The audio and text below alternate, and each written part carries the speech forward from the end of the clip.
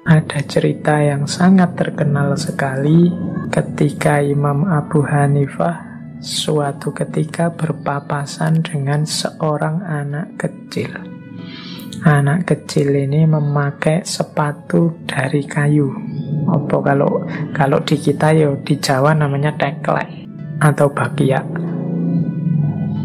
Nah, katanya Imam Abu Hanifah, wong ini anak kecil, pakai sepatu kayu lari-lari khawatir jatuh. Terus diingatkan oleh Imam Abu Hanifah, nak, hati-hati, jangan sampai kamu tergelincir.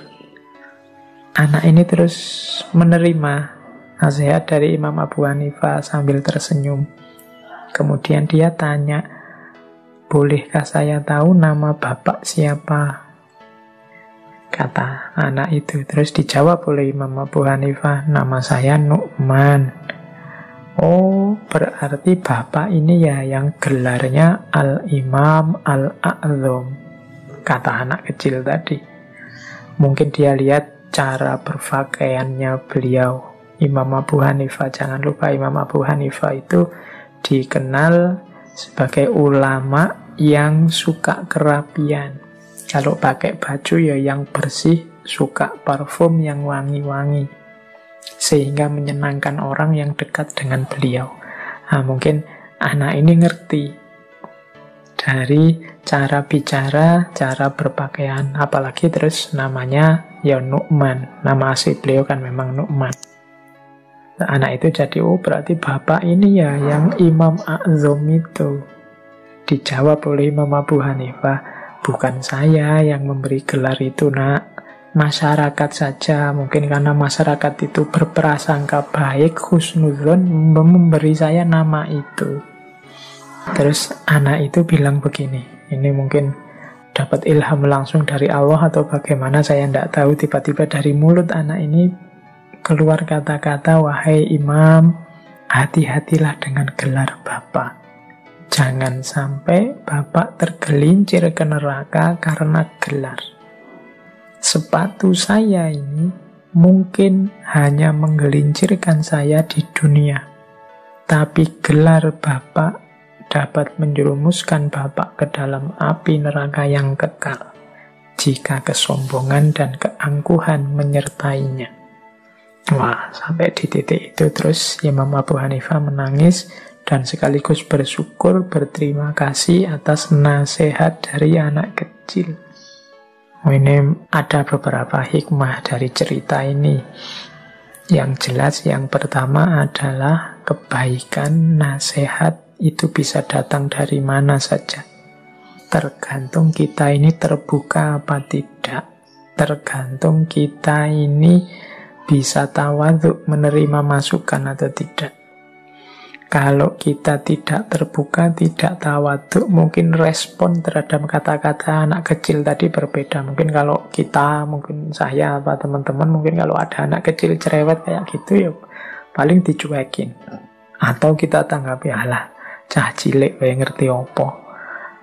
Alah, anak kecil saja ngomongnya ndak jelas, misalnya ngomong opo toh. Dia sendiri paling ya tidak paham ya, tanggapan-tanggapan kita itu. Tapi kalau Imam Abu Hanifah, meskipun hanya dari seorang anak kecil, teguran itu diterima, bahkan beliau sampai menangis. Nah, itu hikmah yang pertama. Hikmah yang kedua ya tentunya isi nasihatnya. Jadi memang kadang-kadang pujian, penghormatan, penghargaan itu rasanya memang menyenangkan.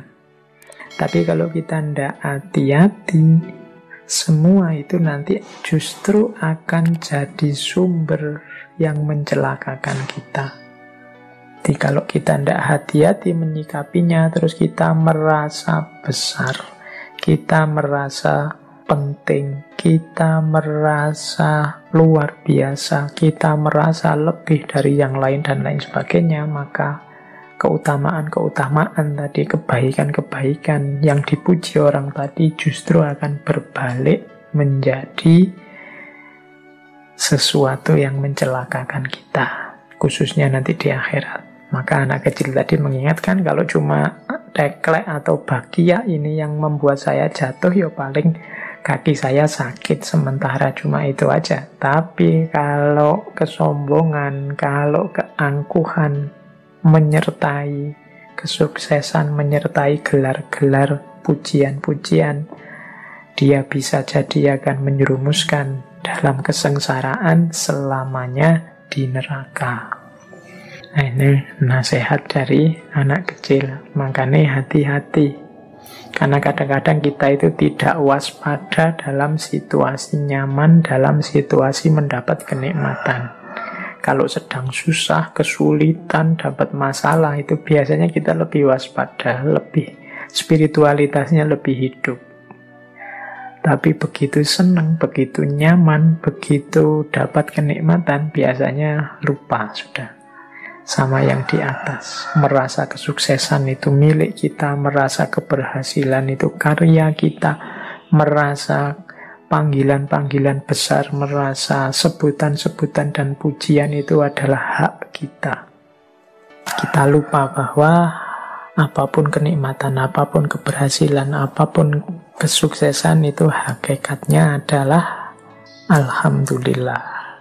Yang layak dipuji, yang berhak atas segala terima kasih hanya Allah saja.